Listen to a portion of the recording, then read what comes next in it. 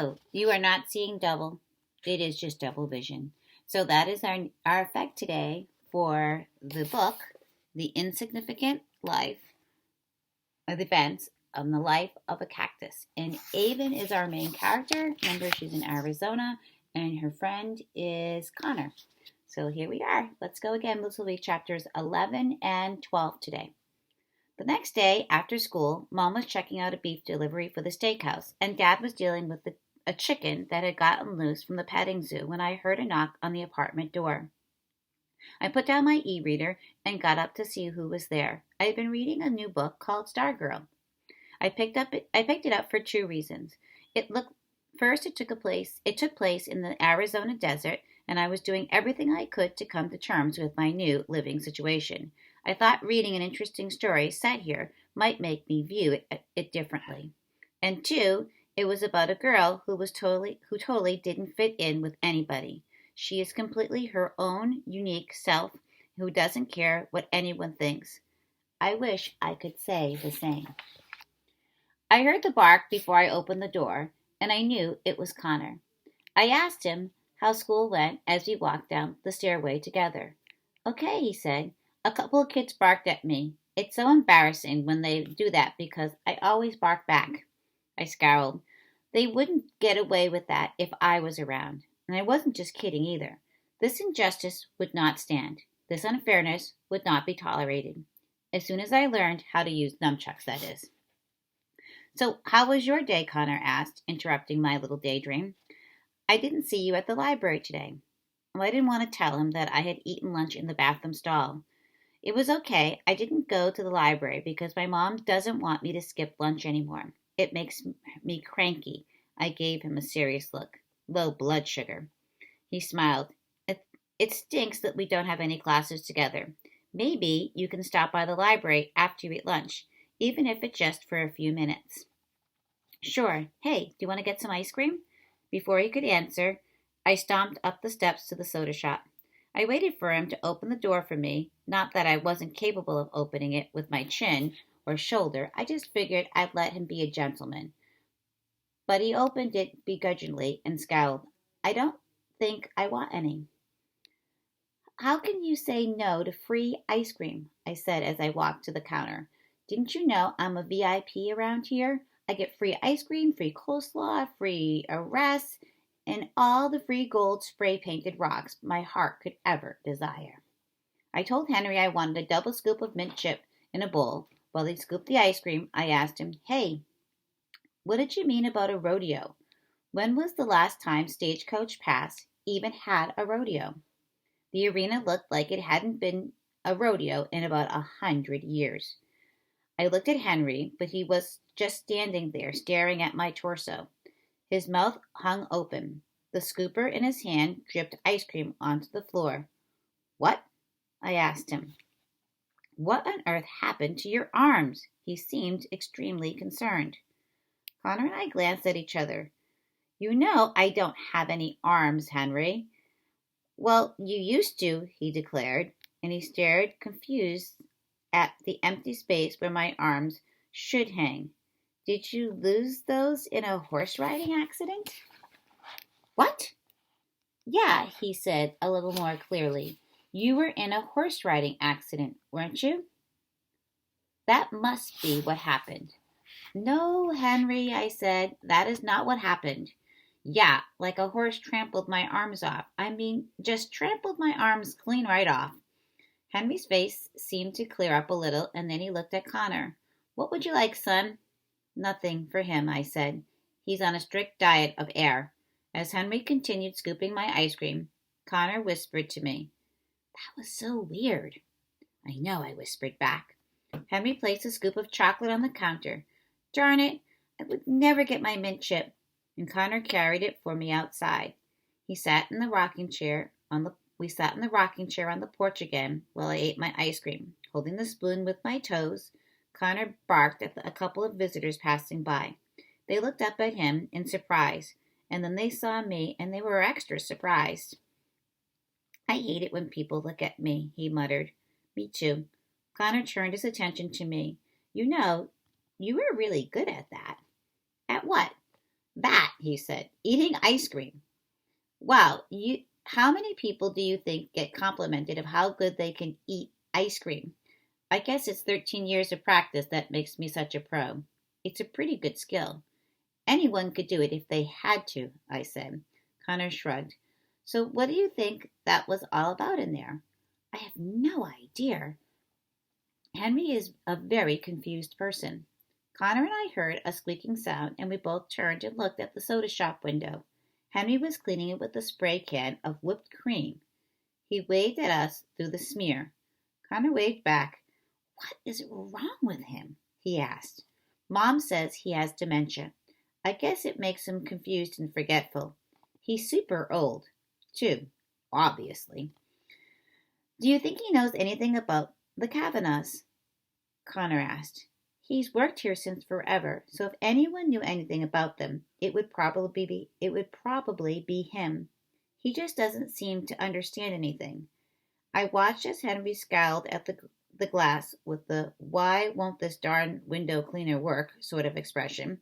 His arms crossed, so I smiled at him, and then his face brightened.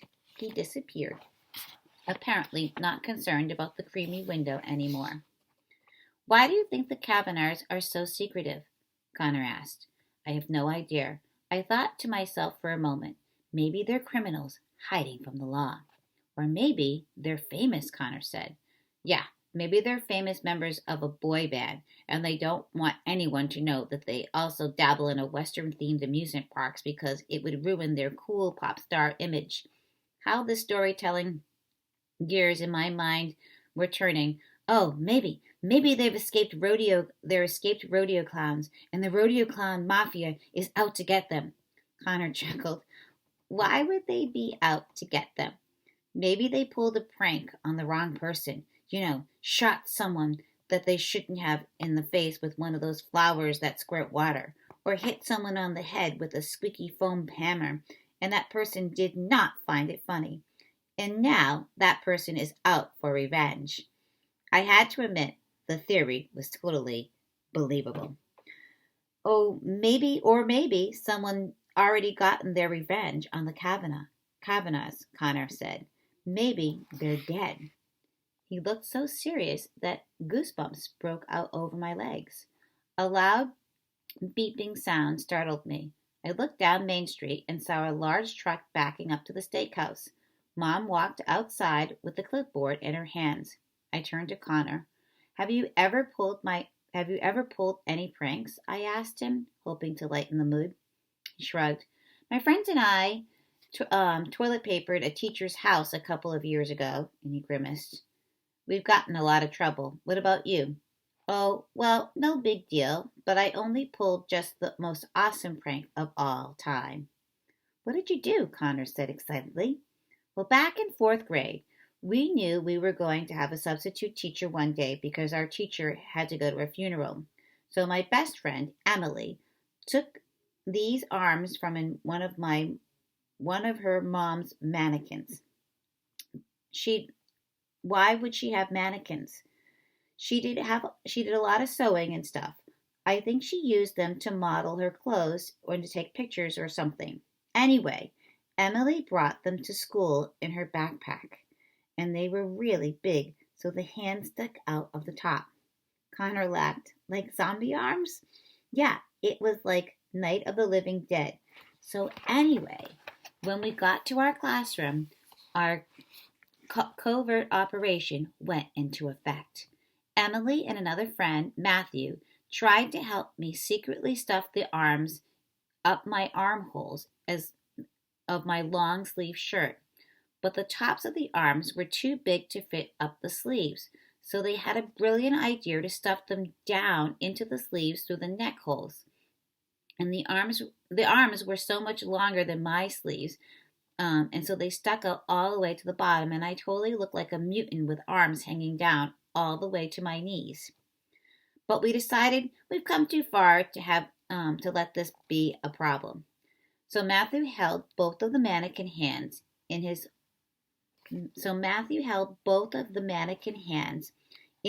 to hold the arms up. When the teacher called for us to take our seats, I yelled out, Matthew, let go of my arms. And he pulled on the fake arms. The idea had been that he would basically pull my arms off and then hold them up over his head in triumph, howling like some wild barbarian. Cool, Connor said. Well, yeah, I agreed. It would have been. What our dumb fourth grade brains had failed to realize, though, was that because the arms wouldn't fit up the sleeves, they wouldn't completely fit down my sleeves either. The arms got stuck about halfway out, and Matthew yanked them and yanked on them and yanked on them, but they wouldn't come out of my sleeves. So then what happened? Since the arms weren't coming out of the sleeves and our plan was totally falling apart, I started crying out, "Oh no, my arms! You're tearing off my arms! I can feel my arms being torn off at the sockets right now as we speak. Oh, the humanity! My poor arms!" Everyone was laughing, but the sub just stared at us, and Matthew gave up and he went to his seat, so I did too. My sleeves were so stretched out and the arms dragged on the floor next to me as I walked, and I had to maneuver around them to sit at my desk. Connor covered his mouth. "Oh no, did you get in trouble?" "No, the sub was actually pretty nice. She didn't tattle on me to the principal or anything like that, though she did make me wear those stupid arms until lunchtime." Connor laughed. "I bet you it looked pretty silly." Yeah. I don't know if I'd call that the most awesome prank of all time. Yeah, but it was kind of a fail. An epic fail, Connor said. I looked down at my bowl of ice cream, already melting into a soup in the heat. I didn't feel like eating it anymore. After all, I really wanted mint chip. You want the rest?" I asked Connor. He shook his head. I turned my attention back to the steakhouse. "You know, the gun show is starting in about an hour," I grimaced mischievously to myself. If I had hands, I've been doing that little finger evil thing right below my chin. Connor gave me a confused look. "So," I put my ice cream down and jumped up from my rocking chair. "Follow me." Connor followed me to the steakhouse, where Mom had finally finished up with a delivery and the truck had left. We stuck around to the back entrance and made our way to the kitchen, where the cooks and busboys and servers were all bustling around getting ready for dinner. We stood secretly beside the giant commercial fridge. Connor and I had watched and discussed as the busboy mixed a giant vat of coleslaw with his hands, his arms buried in it all the way up to his biceps. And he was wearing a tank top, and we saw he had coleslaw juice dripping down his armpit hair. Connor made a sort of laughing, gagging sound beside me, and I said, "Remind me to never eat coleslaw again." Connor giggled and barked. He should have a little hair nets in his armpits. "What you all doing in there?" we heard from behind us. I rolled around to find Josephine standing behind me, her arms crossed. Josephine had already introduced herself to me on the day we moved to Stagecoach Pass. She had come to Arizona from Texas when she was only a teenager and had been working at the park ever since. She was currently serving, hosting, and doing all sorts of jobs at the steakhouse. Seemed to me like she ran the place. She was probably 80 years old, but she could still carry one of those giant trays that held a dozen bowls of cowboy beans. I thought quickly. Well, Mom just told me to grab a couple of steaks for dinner." Josephine gazed at me with the strange look that she had given me for the first time I had met her.